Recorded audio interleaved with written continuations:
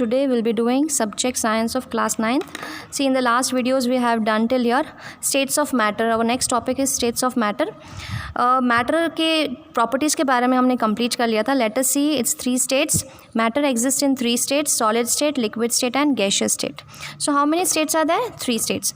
यहाँ पे आपको examples बताया गया है. That is ice. Ice is what? Solid state. Water is what? Liquid state. And steam जिसको water vapor भी कहते हैं, that is what? Gaseous state. So what you have to do, ये आपको अपने नोटबुक में करना है. ये जो पैराग्राफ है एक नोट्स की तरह आपको बनाना है कि स्टेट्स ऑफ मैटर क्या है, ये तीनों स्टेट्स लिखने हैं प्लस इसके एग्जाम्पल्स लिखने हैं. ये आपका वर्क रहेगा. Okay, now let us see the solid state. This activity is given. अब इस एक्टिविटी में आपको कुछ आर्टिकल्स बताए गए हैं, जैसे पेन है, बुक है, नीडल और वुडन स्टिक. ये जो आर्टिकल्स है उसको आपको लेना है. जैसे मैंने एक बुक ले लिया, ठीक है ना, एक बुक ले ली और उसका बॉर्डर आपको बनाना है, ठीक है. एक पेन ले लिया, उसका आपको बॉर्डर बनाना है. आप क्या देखोगे, इनकी बॉर्डर जो है या इनका शेप जो है वो फिक्स रहता है. क्या रहता है? फिक्स रहता है. इनकी वॉल्यूम का मतलब होता है कितने पार्टिकल्स कितने एरिया में प्रेजेंट हैं. ओके, वो वॉल्यूम फिक्स रहता है, इनका जो है शेप फिक्स रहता है. अगर आप उसको तोड़ते हो, ड्रॉप करते हो, ठीक है ना, फिर भी वो रिजिड रहता है, वैसे का वैसे कड़क रहता है. आप इस बुक को देखो, प्रेस करके देखो, ये कंप्रेस नहीं होगा, ये बिल्कुल भी कंप्रेस नहीं होगा. तो इनकी कंप्रेसिबिलिटी मतलब ये दब नहीं सकता है. तो सॉलिड्स के कुछ कैरेक्टरिस्टिक्स हम देखने वाले हैं इस टॉपिक में. तो आपको क्या लिखना है? Characteristics of solids. इसमें आपको नोट्स बनानी है. जो टॉपिक मैं बता रही हूँ उसके नोट्स बनाते जाना है. जैसे यहाँ पे बताया गया है कैरेक्टरिस्टिक्स ऑफ सॉलिड, इस तरीके से आप नोट्स बनाओगे. Solids are rigid and incompressible. Solid क्या है? रिजिड, फिक्स है, कड़क है, और इनकम्प्रेसिबल, आप इसको कंप्रेस नहीं कर सकते. जैसे मैंने आपको एक लास्ट वीडियो में इनके ड्रॉ बताई थी. लिसी, सॉलिड के पार्टिकल्स, लिक्विड के पार्टिकल्स और गैस के पार्टिकल्स. देखो, सॉलिड के पार्टिकल्स के बीच में वैसे भी स्पेस नहीं होता है, तो जब आप इसको प्रेस करते हो तो वो उनको जगह नहीं होती है, जिसके कारण वो कंप्रेसिबल नहीं है. लिक्विड में आप देखोगे बीच में स्पेस होती है तो वो कंप्रेस कुछ हद तक हो सकता है, और गैस में बहुत ज़्यादा स्पेस होती है, इसके कारण वो ज़्यादा कंप्रेस होता है. तो यही हम लोग प्रॉपर्टीज़ देखने वाले हैं इसके अंदर. क्या है first property? Solid are rigid and incompressible, वो कंप्रेस नहीं हो सकते. कुछ एग्जांपल्स आपको दिए हुए, जैसे स्पॉन्ज, ठीक है. स्पॉन्ज को हम कंप्रेस कर सकते हैं, या फिर आप कॉटन भी देख लो, आप कॉटन को आप कंप्रेस कर सकते हो. जैसे आपके पिल्लो को आप कंप्रेस करोगे, वो उसका शेप चेंज करेगा. क्यों कर रहा है? क्योंकि उन पार्टिकल्स के बीच में, जैसे स्पॉन्ज है तो स्पॉन्ज में स्मॉल पोर्स प्रेजेंट है जिसमें हवा ट्रैप हो जाती है, ठीक है. जैसे हम उसको प्रेस करते हैं हवा बाहर निकलती है, इसलिए वो कंप्रेस हो जाता है, ठीक है.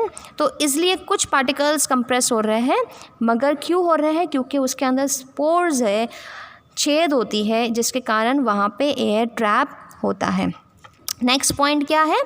The solid has a definite shape and volume. उनकी फिक्स शेप होती है और फिक्स वॉल्यूम होता है.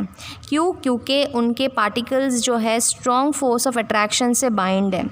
Next property, solid is in general have high density. देखो, मैंने यही आपको पहले भी बताया था यहाँ पे. अब देखो, सॉलिड में पार्टिकल्स कितने पास में, मतलब बॉक्स सेम है, पार्टिकल्स ज़्यादा है, मतलब वो हाई डेंसिटी है, ज़्यादा जो है पार्टिकल्स छोटे एरिया में है. इसकी डेंसिटी सॉलिड से लो है, और गैस की तो सबसे कम है, क्योंकि उसी एरिया में पार्टिकल्स कितने कम हैं. तो डेंसिटी का डेफिनेशन हम देखेंगे. यहाँ पे आपको डेंसिटी का डेफिनेशन लिखाया गया है कि व्हाट इज़ डेंसिटी. ये आपको एक नोट में बनाना है कि density is defined as mass per unit volume. What it is? Mass per unit volume. Okay.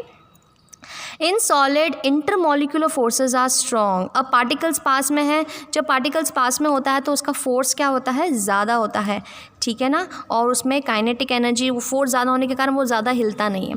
अगर डिस्टेंस ज़्यादा है, ज़्यादा डिस्टेंस जैसे इतना दूर है, तो वो अच्छे से हिल सकता है. पास में है तो इनमें बिल्कुल जो है फोर्स ज़्यादा होने के कारण वो इनके पार्टिकल्स हिलते नहीं हैं. ओके, तो इनके इंटरमॉलिक्यूलर फोर्सेस क्या है? स्ट्रॉन्ग. अब डिफ्यूजन जो रेट होता है ये भी बहुत कम है, क्योंकि पार्टिकल्स जो है ज़्यादा दूर नहीं है, उनमें काइनेटिक एनर्जी नहीं है, तो डिफ्यूजन रेट भी इसमें क्या होता है? स्लो, ठीक है ना, हमने सॉलिड्स कंप्लीट कर दिया है। अब लिक्विड के बारे में देखते हैं। अब लिक्विड के लिए हम एक छोटी सी एक्टिविटी करते हैं। सी इन द पेज नंबर 5 आपको अलग अलग वेसल्स दिए हुए हैं, जैसे ये बीकर है, ये फ्लास्क है, कॉनिकल फ्लास्क सॉरी, ये बीकर है और ये एक टेस्ट ट्यूब है। अब आप अलग अलग जो है लिक्विड ले सकते हैं, जैसे वाटर है, कुकिंग ऑयल है, मिल्क है, जूस है, कोल्ड ड्रिंक है, और अलग अलग जो है कंटेनर में डाल के देखो। आप क्या देखोगे कि जैसे हम उस कंटेनर में डालते हैं वो उसका शेप ले लेता है। हमने 50 ml लिक्विड लिया है, 50 ml लिक्विड लिया है। अगर इस फ्लास्क में डाल रहे हो तो फ्लास्क जैसा शेप ले रहा है, ये अगर बीकर में डाल रहे हो तो वो बीकर के जैसा शेप लेता है, टेस्ट ट्यूब में डाल रहे हो तो टेस्ट ट्यूब के जैसा शेप ले लेता है। तो हम कुछ जो है ऑब्जर्वेशंस इसमें बताया गया है कि लिक्विड की फिक्स शेप नहीं होती है, वो जिस कंटेनर में डालते हैं वो उसका शेप ले लेता है, मगर उसकी फ़िक्स वॉल्यूम रहती है। मतलब ये भी 50 ml है, ये भी 50 ml है, ये भी 50 ml है, इसकी जो वॉल्यूम रहती है वो रहेगी फ़िक्स। अब आप वाटर, कुकिंग ऑयल, मिल्क और जूस और कोल्ड ड्रिंक को फ्लोर में गिरा दो। आप बस इसको फ्लोर पे ऐसे ही फेंक दो, गिरा दो। आप क्या देखोगे, कुछ जो है एकदम फास्ट मूव हो जाते हैं। जैसे पानी गिरा दिया कहीं पे आपने तो वो कहीं ना कहीं अपना रास्ता निकाल लेगा, ठीक है ना। तेल है, ऑयल है, तो वो थोड़ा सा उसकी डेंसिटी थोड़ी हाई रहती है तो वो धीरे धीरे जाएगा।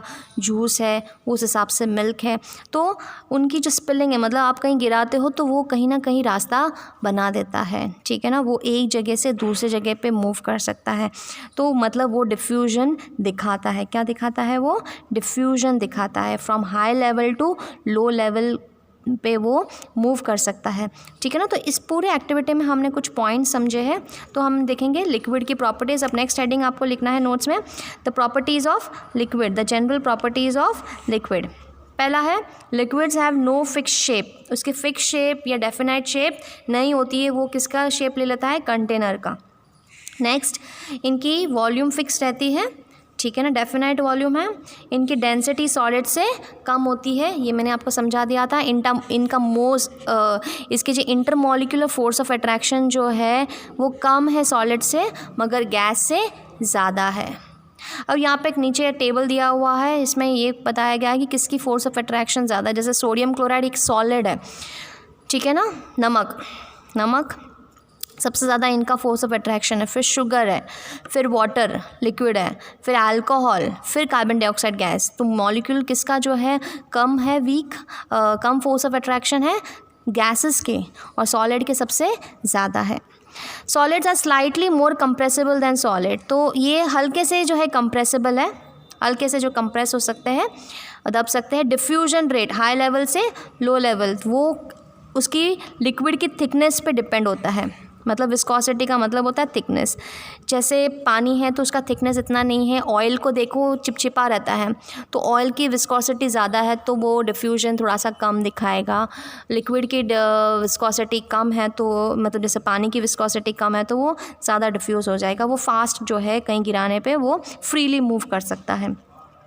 Liquids flow from high level to low level, तो पानी जैसे आपने देखा होगा हाई लेवल से लो लेवल तक स्लिप करता है या स्लाइड करता है, उसी तरीके से लिक्विड भी, सारे लिक्विड्स जो है हाई लेवल से लो लेवल तक स्लाइड करते हैं। तो ये हमने लिक्विड का देख लिया है। अब गैसेस के बारे में देखते हैं। गैसेस के जैसे पार्टिकल्स मैंने आपको बताई थी, इसकी फोर्स ऑफ अट्रैक्शन बहुत ही कम है, पार्टिकल्स दूर दूर है, इसके फोर्स ऑफ अट्रैक्शन कम है। तो वही चीज़ हम वापस देखेंगे। क्या है यहाँ पे? एक एक्टिविटी दी हुई है, 100 ml के सिरिंज लेनी है। सिरिंज मतलब आप जो इंजेक्शंस होते हैं ना, सिरिंज इस तरीके से सिरिंज होता है, ये आपको लेना है। अब इसमें एक में कुछ नहीं डालना है, एक में आप डालोगे वाटर डालना है और दूसरे में आपको चॉक डालना है। उस दूसरे में आपको क्या डालना है? चॉक। और उसको जो है पिस्टन्स की थोड़ा सा वैसलिन लगा दो ताकि वो आसानी से जो है स्मूथली मूव करें। अब देखो, अब जैसे हम पिस्टन मूव करते हैं तो ऊपर यहाँ रबर कॉक डालना है, आपको यहाँ बंद कर देना है। हम पिस्टन मूव करते हैं तो गैस, मतलब कुछ भी नहीं डाला है उसमें, मतलब गैस है, हवा है, ओके, तो ये प्रेस हो रहा है, हल्का सा प्रेस हो रहा है। आप पानी डालोगे वो प्रेस नहीं होगा, उसको पीछे जो पिस्टन होता है वो दबेगा नहीं। और जो है चॉक पार्टिकल्स में तो बिल्कुल भी पुश नहीं होगा, वो फिल है। अब इससे क्या कंक्लूड होगा कि गैस जो है सबसे ज़्यादा कंप्रेसिबल, बहुत ज़्यादा कंप्रेसिबल है। क्या है? कंप्रेसिबल, क्योंकि उनकी स्पेस ज़्यादा है। अब देखो, मैंने आपको बताया था कि उनके बीच में जो स्पेस ज़्यादा है, तो अगर इसको फोर्स लगता है तो इसके पार्टिकल्स पास में आते हैं, तो कंप्रेसिबल है। तो इसकी प्रॉपर्टीज़ देखते हैं। ये पहली प्रॉपर्टी है, इसकी प्रॉपर्टी लिखना है। The gases have no definite shape नहीं होता है, और इनकी वॉल्यूम भी फिक्स नहीं होती, क्योंकि वो कहीं ना कहीं मूव कर लेते हैं। गैसेस आर हाईली कंप्रेसिबल, आप बहुत अच्छे से उसको कंप्रेस कर सकते हो। इस बहुत अच्छा एग्जांपल आपके LPGs और CNG सिलेंडर्स है, ठीक है ना। LPG एक तरीके का गैस है, पेट्रोलियम गैस जिसको बोलते हैं, जब इसको हाई प्रेशर से उस सिलेंडर में डाला जाता है। ओके, और CNG भी एक तरीके की नेचुरल गैस होती है। कौन सी गैस होती है इसमें? नेचुरल गैस, मीथेन गैस होती है।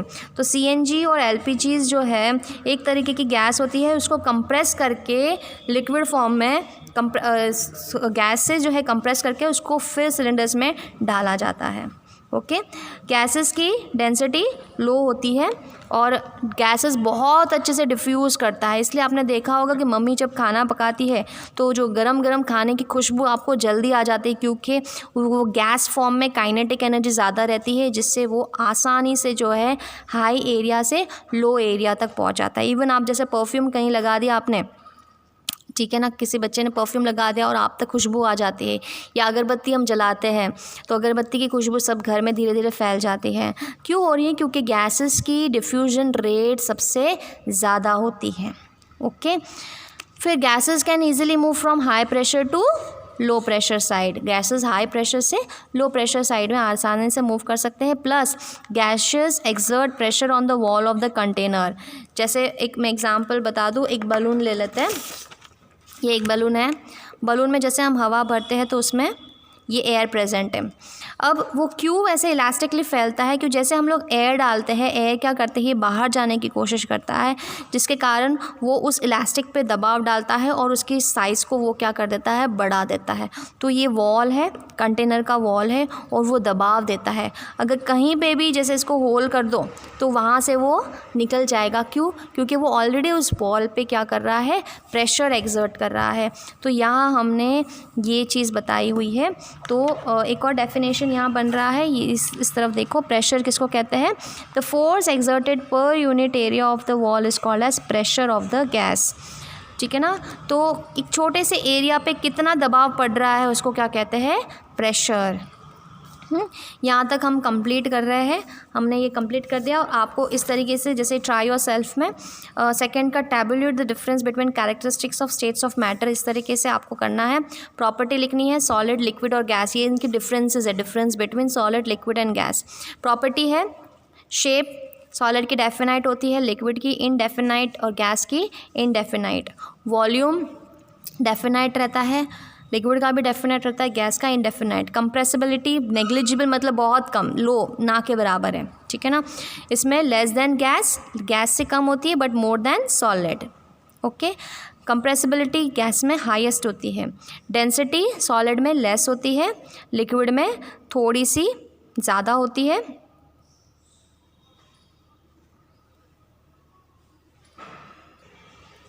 डेंसिटी सॉलिड में ज़्यादा होती है, लिक्विड में सॉलिड से कम, less than solid but more than gas.